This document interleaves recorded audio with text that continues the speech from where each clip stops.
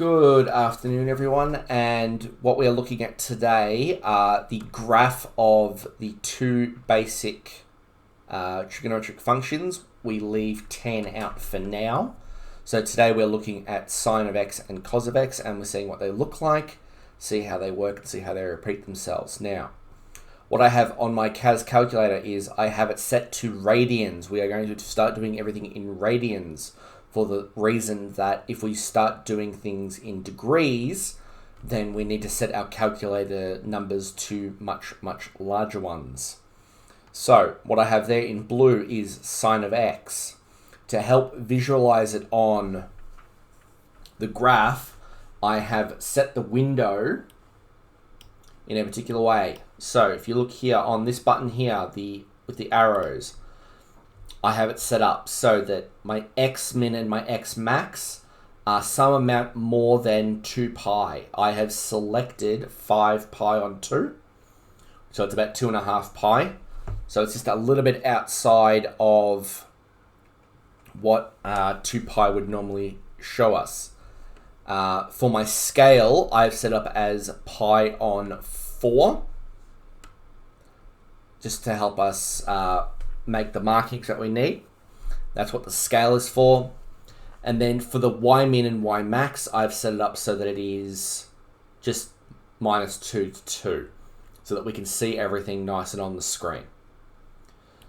So what that means for this graph is if I start at 0, I have every single marking here is pi on 4.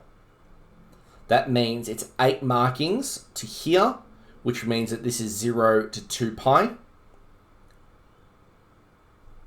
So 0 to 2 pi, and then I have an extra pi on 4, 2 pi on 4. That's an extra pi on 2 either side.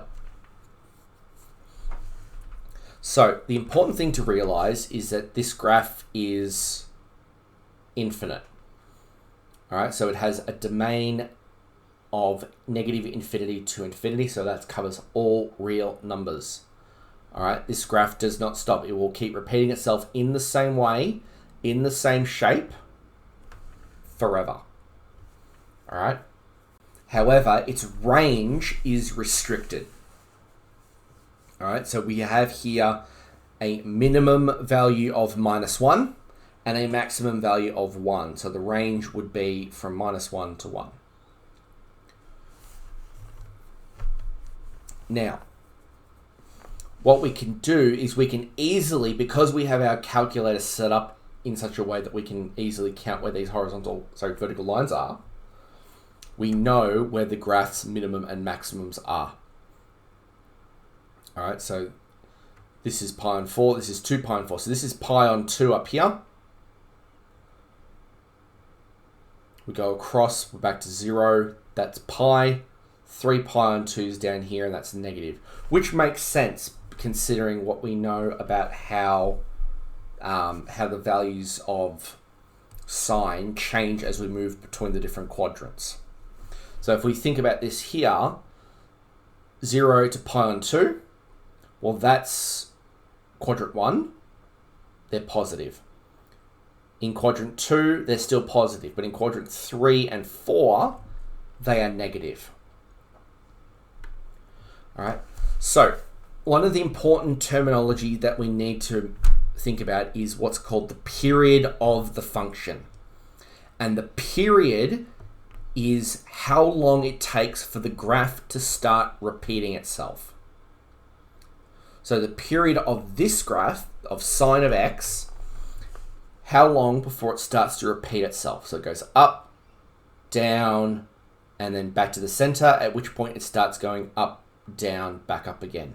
So from here all the way up and down and back up again. So where is that back here? At what point does it start again and keep repeating itself? All right, so we can simply count how many markings we've got. Each marking is pi on 4, 2 pi on 4, 4 pi on 4, 6 pi on 4, 8 pi on 4. So that's 2 pi. All right, so this graph has a period of 2 pi. So by default, the graph of sine of x has a default period of 2 pi. And it has a minimum and maximum value, so a minimum of -1 and a maximum of 1.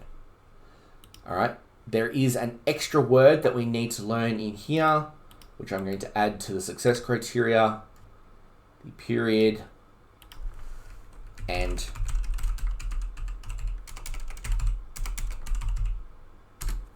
the amplitude.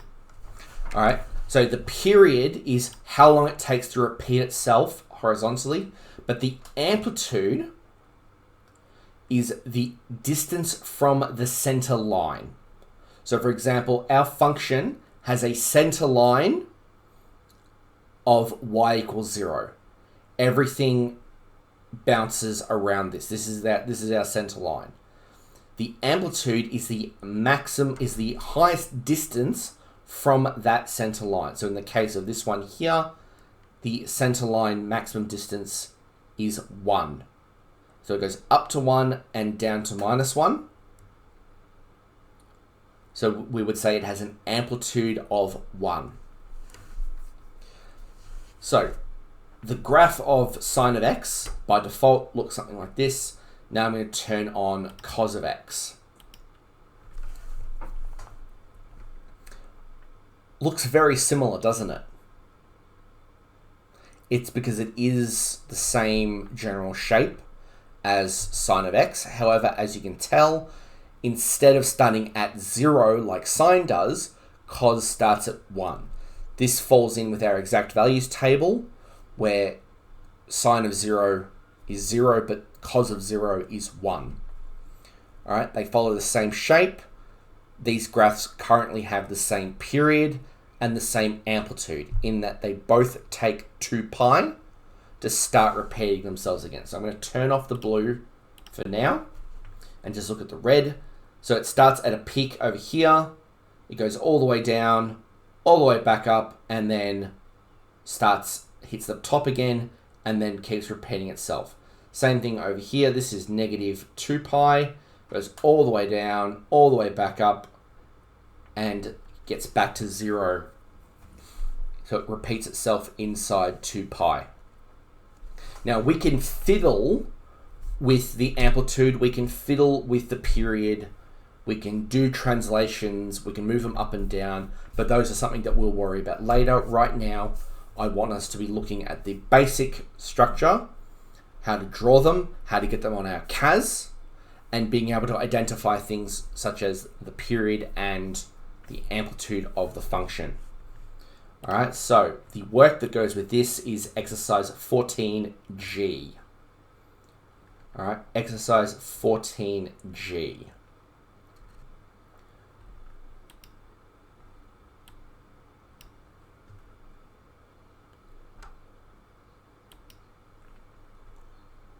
All right, so once you see 14G and you have it up on your screen or in your book or whatever, I will keep going.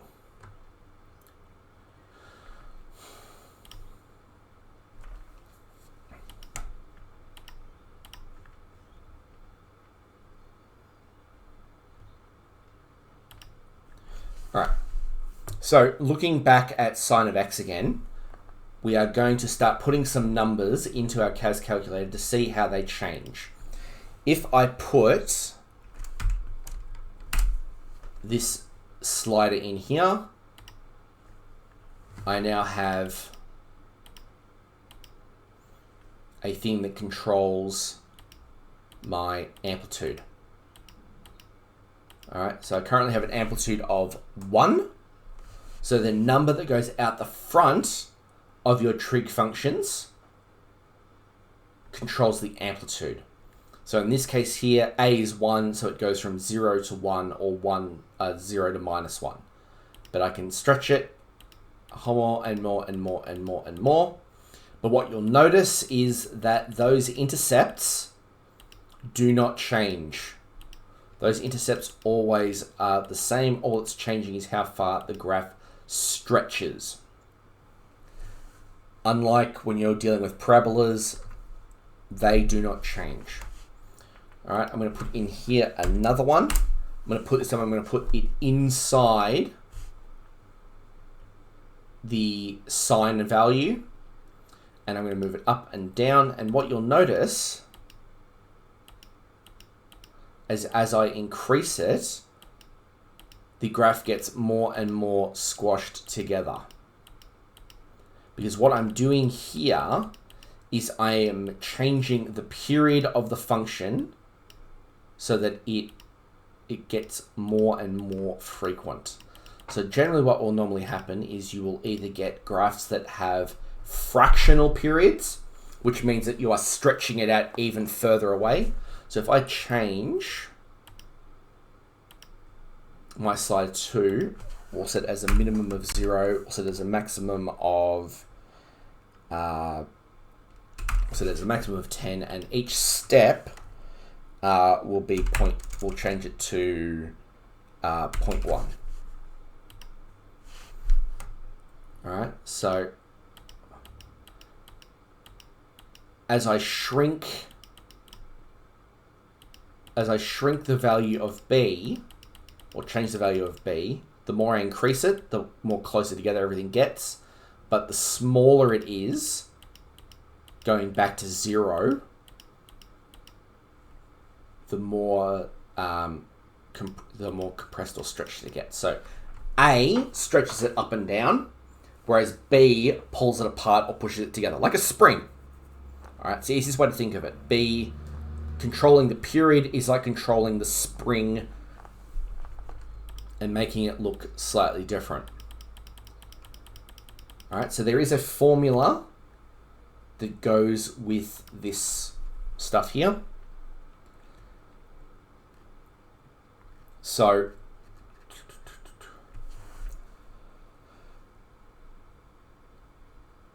what we need to do is the value of B is actually like it's like an inverse thing. It changes the dilation.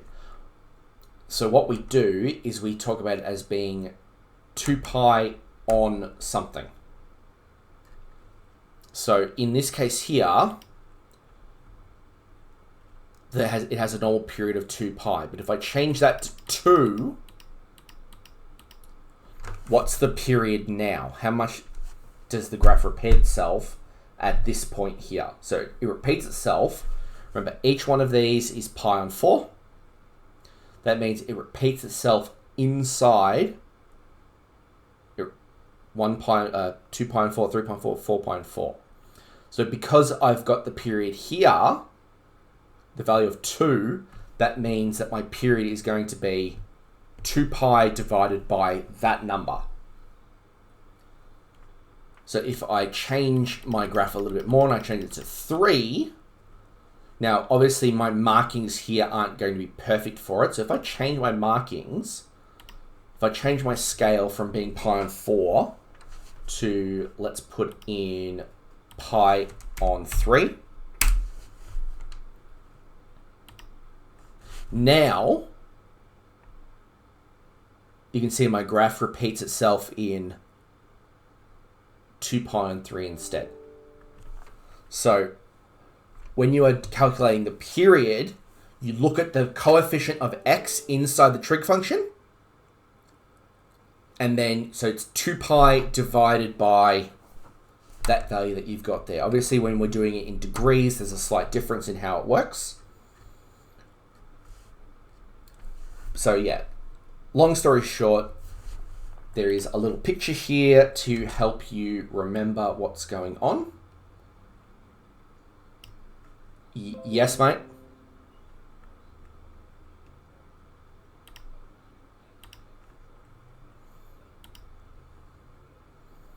Yes, that is absolutely correct. That's an excellent question. Yes, so X represents the angle that you're working with, or what's changing, and then the coefficient, in this case B, is what's manipulating the period, and A is manipulating the amplitude.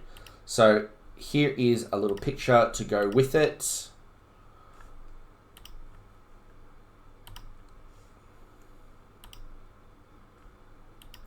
This is straight out of your textbook.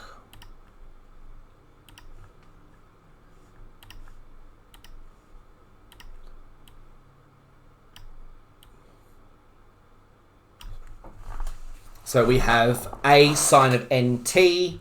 So normally when we're talking about trig functions, because it's trig, we usually use t instead of x, just to help us keep in mind that we are dealing with a circular function here. So it's a trig function.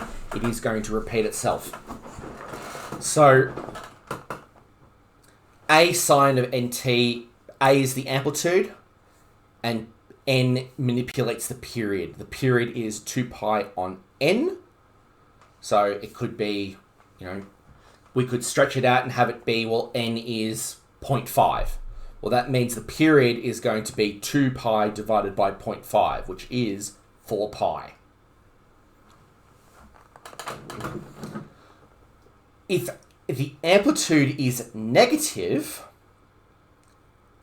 that means that the graph, the a value still controls how far it goes. But if you play with the function a little bit more, and you actually go,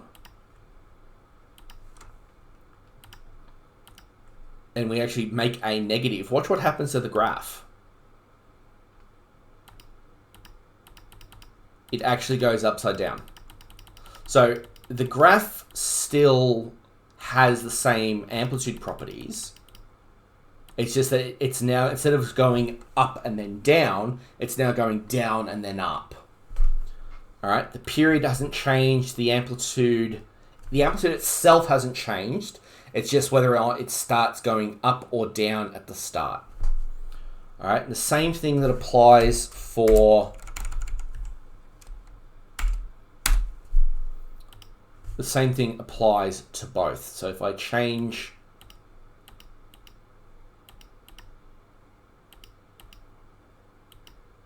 what's going on here, both A and B are linked to both graphs. Therefore, if I change one, I'm changing both. And as you can see, they do the same thing, the same properties.